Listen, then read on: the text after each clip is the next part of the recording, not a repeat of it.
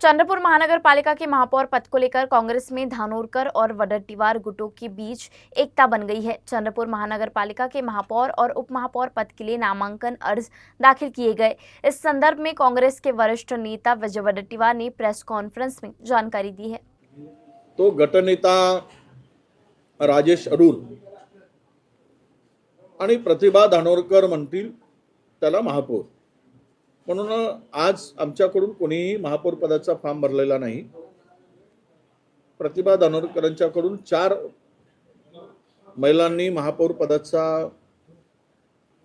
Form भरलेला आहे आणि उपमहापौर मध्ये वसंतराव देशमुख एक सिनियर नगरसेवक आहेत, त्यांचं उपमहापौर पदासाठी फॉर्म गेलेला आहे।